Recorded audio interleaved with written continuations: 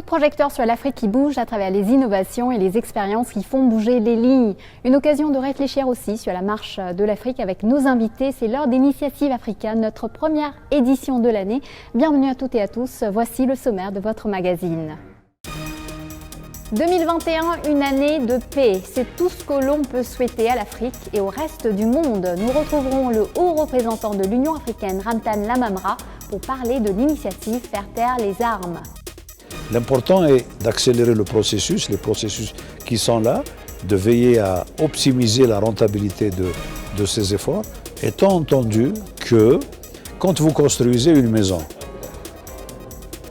si vous ne parvenez pas dans les délais que vous êtes fixés à faire le toit, néanmoins vous avez déjà les fondations et les murs, il vous reste les finitions, ça ne veut pas dire que vous avez échoué. Des armes, des gangs et une femme très déterminée, ce sont les ingrédients de la paix retrouvés dans ce quartier de Nairobi. I had a brother, my elder brother. He was arrested for participating in criminal activities. He was able to appeal and was released in 2012. He was only out for 6 months and was shot dead. Direction les zones désertiques du Sahel où des chercheurs ont mis au point une technique de fertilisation. L'introduction de la microdose apporte beaucoup en termes de rendement. Elle est beaucoup plus économique que les pratiques traditionnelles. Quand auparavant on utilisait 3 sacs d'engrais, soit 150 kg, maintenant on utilise seulement 33 kg. Et si on parvenait en 2021 à mettre un peu plus d'armes au placard? En 2013, l'Union africaine a lancé l'initiative Faire taire les armes en vue de parvenir à une Afrique sans conflit.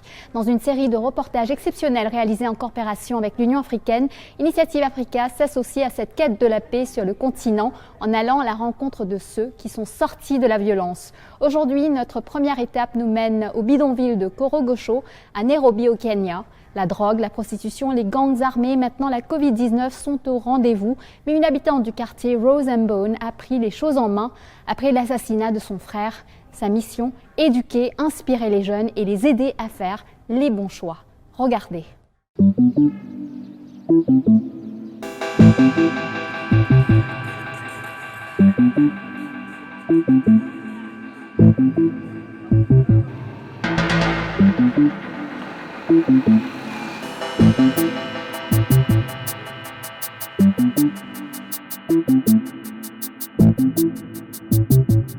I had a brother, my elder brother.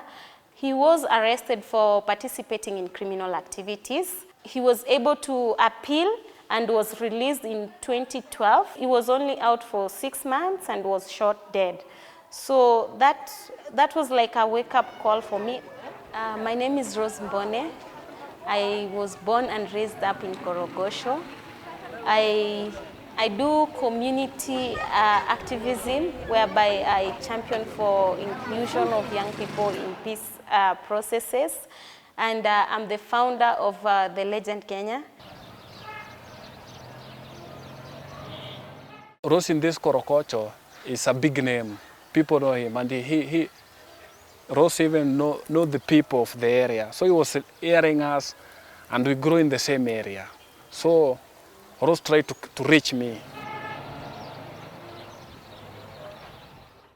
Other gangsters are scared of me, yeah, because they know my group was not the easy group to come and tell them, we need this. When we go in a club, even sometimes we beat other groups. Only, even in a ghetto, to get a gun is easy than to get a job. We've been doing issues on conflict management education, trauma healing awareness and resilience, disarmament, and active non-violence ways of countering violence. In Korogosho, life was very difficult, especially for the boy child, because many of them used to participate and engage in criminal activities. And they end up being maybe highway robbers, or they end up being goons for hire. We started terrorizing the area. We say charity begins at home. We started terrorizing Korokocho area, stealing phones, we upgrade to the televisions. I think one of the reasons why I get to them directly is because I know very well they are feared, and because they are feared, nobody wants to reach out to them. So I felt like nobody is bad in this world. If only you listen to what people go through, then you'll get to understand how to support them overcome this challenge. And even the police who were searching me around, Rose take me there to them, to the authority of the area, and told them Moses have changed. The chief of the area, the village elder, they take me there. The weapon that I remain with, I take there.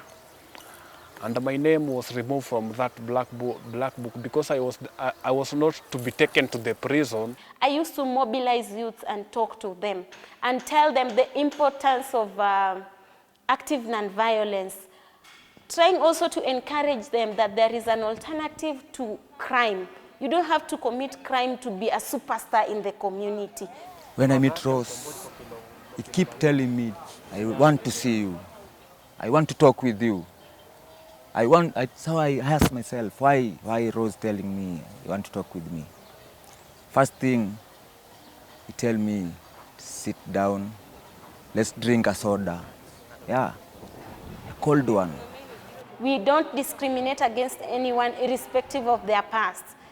This, especially this is for those women who are reforming also from prostitution and who have at some point tried to engage in crime. Life is never easy for them. When an abuse happens to them, they are able to understand that it's an abuse, and there are the do's and don'ts of when it happens and where can you seek support. This is because in this community, women, sometimes they are not enlightened enough. They have no information on sexual and gender-based violence. Oh. Oh. Oh.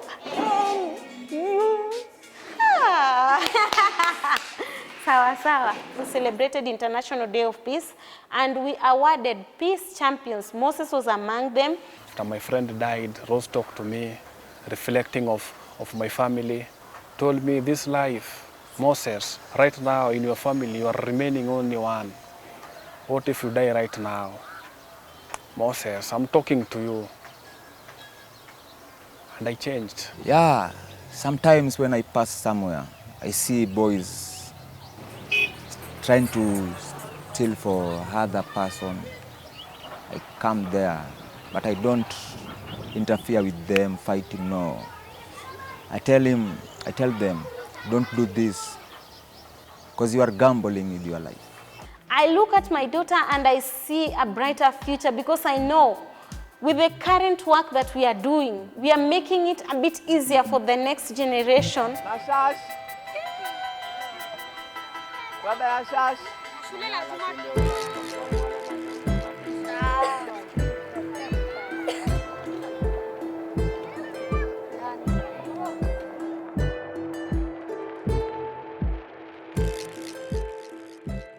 Un espoir pour les jeunes de Korogocho, mais quelles solutions sont à privilégier pour sortir le continent du cycle de la violence et des armes? Il y a 2 ans, nous avions demandé au haut représentant de l'Union africaine, Ramtan Lamamra, comment l'Afrique avait abordé jusque-là les négociations pour la paix, des négociations et des médiations qui existent depuis longtemps. On n'a pas attendu qu'il y ait ce programme pour commencer à régler les problèmes du continent africain, à faire des négociations, à faire de la médiation. Cela a toujours été là et des problèmes tels que les problèmes du Biafra au Nigeria, de la bande d'Aouzou entre la Libye et le Tchad, qui a été un conflit international, ont été réglés avant la naissance de l'Union africaine. Néanmoins, maintenant, d'une manière plus systématique, servir la paix et la sécurité du continent d'une manière intégrée, d'une manière qui couvre toute la gamme des activités, de la prévention jusqu'à la reconstruction post-conflit. C'est là que nous avons pensé, que les chefs d'État ont pensé, en tant que composante essentielle du projet de l'agenda 2063 qu'il fallait commencer par le commencement, c'est-à-dire consolider les acquis en matière de paix et de sécurité et avancer d'une manière déterminée vers l'extinction des foyers de tension et de crise en Afrique. Le Conseil de paix et de sécurité a adopté une master roadmap, une feuille de route avec les détails des mesures. Le Conseil de paix et de sécurité va prendre des mesures concrètes pour sanctionner, par exemple, les personnes et les entités qui s'adonnent au terrorisme. Cela est concret, ça se fait au niveau des Nations Unies. La lutte contre le terrorisme, nous disposons d'instruments. Nous avons un centre contre le terrorisme, nous avons des accords et conventions, nous avons une formation, nous avons une banque de données, nous avons un certain nombre d'instruments qui ont fait leurs preuves et qui travaillent là où le terrorisme s'est manifesté et qui également offrent des mesures de prévention pour les régions et les pays où le terrorisme n'a pas encore été détecté. Pour les petites armes, les armes de petit calibre, là aussi il y a une convention africaine, il y a des conventions des communautés économiques régionales, il y a des cérémonies de destruction d'armes quasiment tout le temps à travers le continent africain. Nous avons besoin, pour l'Afrique, d'être très spécifiques et d'identifier ces groupes et ces entités. Mais nous avons également des indicateurs par rapport aux petites armes, les armes de petit calibre. Et ce sont justement ces armes de petit calibre qui peuvent poser problème, comme nous venons de le voir à Korogocho. Vous l'avez d'ailleurs entendu, l'un des jeunes explique qu'il est souvent plus facile de trouver une arme qu'un emploi. Nous l'avions demandé à Ramtan Lamamra comment venir à bout de cet engrenage, étant donné que le trafic est extrêmement lucratif. Nous avons un problème de mise en œuvre de tout l'arsenal juridique du continent, mais cela est un phénomène similaire aux autres régions dans le monde. Ce n'est pas parce que les armes sont interdites dans les pays européens qu'il n'y a pas de banditisme et que dans des métropoles européennes qu'il n'y ait pas des batailles rangées à la Kalachnikov entre des bandes de criminels ou de délinquants. C'est un peu comme pour les narcotiques, les gens profitent de cela également. Néanmoins, il y a une large coopération internationale contre le trafic de drogue. Et donc nous souhaitons aboutir à une mobilisation internationale au moins aussi efficace en ce qui concerne l'introduction illicite d'armes sur le continent africain. Mais nous voulons également agir dans le même temps sur la demande des armes en question. Déjà en réduisant les demandes de défense nationale des États membres, en les ramenant à leur strict nécessaire. Ensuite, bien sûr, nous sommes préoccupés déjà par des batailles rangées dans nos grandes agglomérations. Nous aussi. Donc il y a un effort qui doit être fait par nos polices pour véritablement réduire la circulation des armes de petit calibre à travers le continent. Donc c'est en agissant sur plusieurs leviers, en réalité, que nous espérons avoir, au bout du compte, les résultats escomptés. Bienvenue pour la deuxième partie de notre émission. Des solutions existent au risque de pénurie alimentaire. Au Mali, les agriculteurs viennent de réussir à obtenir de meilleurs rendements grâce à des semences améliorées, un accès au stockage et au système de Warrantage, un crédit rural. Résultat, 50% de revenus en plus et des familles qui peuvent enfin assurer l'éducation de leurs enfants. À l'origine de ce succès, une nouvelle technique, le microdosage, qui permet des économies d'engrais. Notre journaliste Lionel Cauchois avait suivi les débuts de ce projet. Regardez. C'est au Niger, à l'Institut international de recherche sur les cultures des zones tropicales semi-arides, l'ICRISAT, que tout a commencé. Après 10 années de travail, les chercheurs de l'organisation ont mis au point une méthode de fertilisation des champs adaptée au climat et aux sols arides des zones sahéliennes. En 2009, le projet Agra Microdose est lancé. Il est financé à hauteur de 9 millions de dollars par l'Alliance pour une révolution verte en Afrique et 2 ONG américaines bien implantées sur le terrain. La technique de la microdose est simple et peu coûteuse. Elle consiste à appliquer avec la semence une petite quantité d'engrais minéraux à base d'azote ou de phosphate suivant les pays, comme ici, à Tissala, à l'ouest du Mali.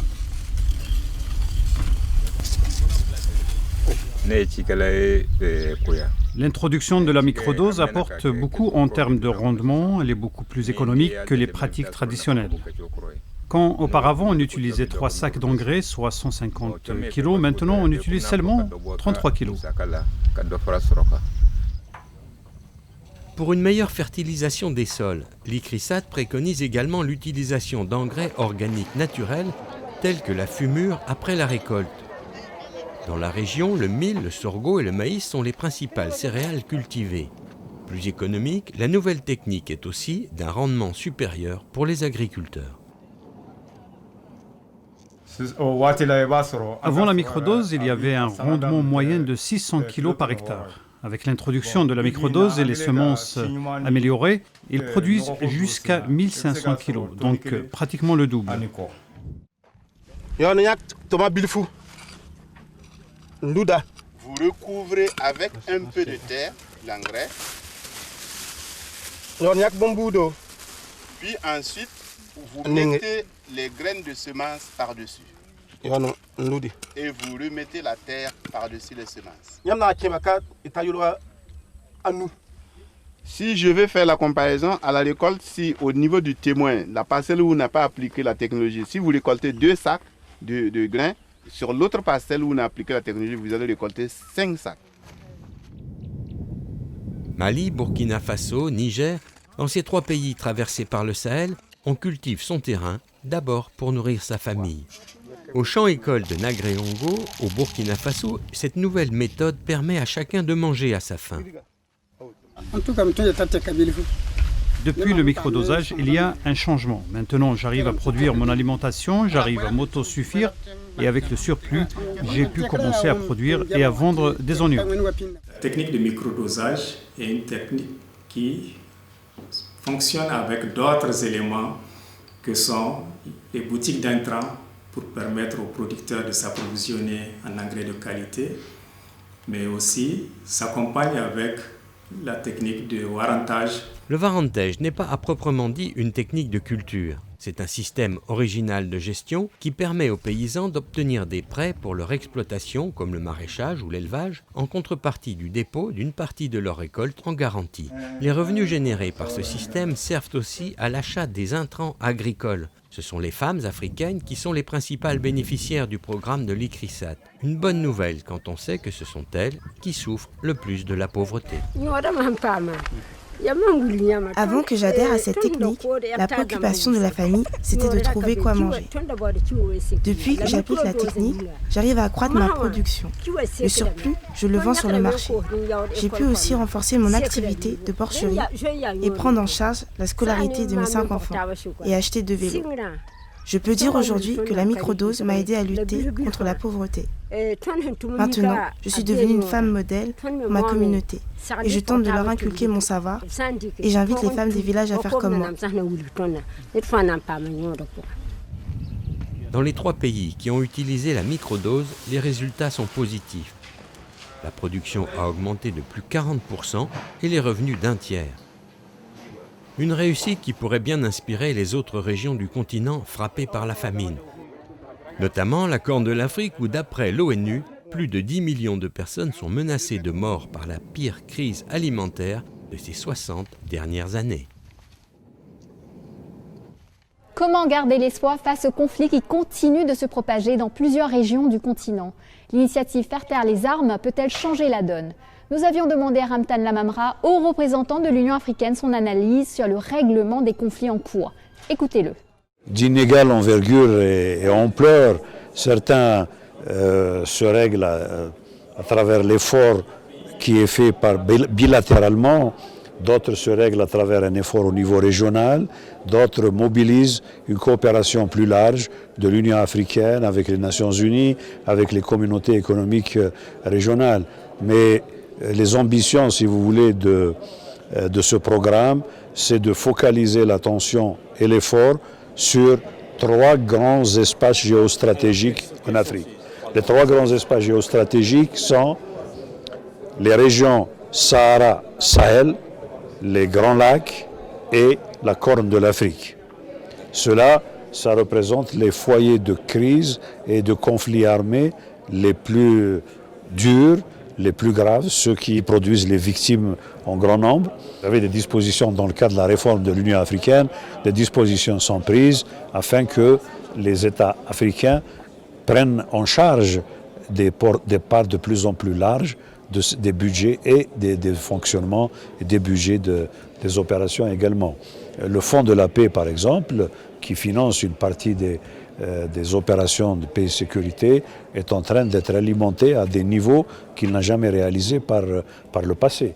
Ceci étant dit, additionnellement à l'effort propre des pays africains, la coopération internationale continuera à être de mise, parce que ce que l'Afrique peut faire pour sa propre sécurité, pour la paix à travers le continent, c'est également une contribution directe à la paix et à la sécurité internationale. Et donc nos partenaires internationaux qui travaillent avec nous la main dans la main, l'Union européenne, mais également un certain nombre d'autres, les Nations Unies, qui partagent avec nous un partenariat stratégique, mais individuellement, des pays, de grands pays qui coopèrent avec les pays africains. L'important est d'accélérer le processus, les processus qui sont là, de veiller à optimiser la rentabilité de ces efforts, étant entendu que quand vous construisez une maison, si vous ne parvenez pas dans les délais que vous êtes fixés à faire le toit, néanmoins vous avez déjà les fondations et les murs, il vous reste les finitions, ça ne veut pas dire que vous avez échoué, ça veut dire que pour une raison objective, peut-être manque de fonds, vous n'avez pas été obligé de parachever votre projet. Néanmoins, l'acquis, c'est que les fondations, les murs et la volonté existent, vous avez avancé dans la bonne direction. Mais avec une meilleure coordination à l'intérieur du continent, comme entre le continent et les partenaires internationaux, nous allons avoir des gains de productivité, si vous voulez. Le même effort, mieux organisé, mieux articulé, peut produire un impact plus grand sur le terrain. En plus de cela, cette appropriation par les citoyens africains, y compris je ne devrais pas omettre de citer les sportifs, et il faut que sur chacun de nos stades où se jouent des compétitions qui sont suivies par les jeunes, qu'il y ait quelque chose qui évoque cette campagne de faire taire les armes, de silencing the guns. Et donc c'est véritablement un effort gigantesque avec une multiplicité d'acteurs, mais des acteurs traditionnels et au-delà des acteurs traditionnels, les peuples africains qui devraient être des artisans et des bénéficiaires directs de ce programme de faire taire les armes. La semaine prochaine, justement, nous verrons dans le second reportage de notre série Voix pour la paix comment l'Angola se relève après une terrible guerre civile grâce à la nature et à l'ingéniosité de ses habitants. Voilà, Initiative Africa, c'est fini pour aujourd'hui. Et bien sûr, vous pouvez retrouver les émissions sur notre site internet africaonair.com ainsi que sur nos réseaux sociaux. N'hésitez pas à liker, partager et commenter avec le hashtag Initiative Africa TV Show. Et n'oubliez pas, la semaine prochaine, même chaîne, même heure, je vous donne rendez-vous avec Business Africa. Bonne semaine à tous et bonne année 2021.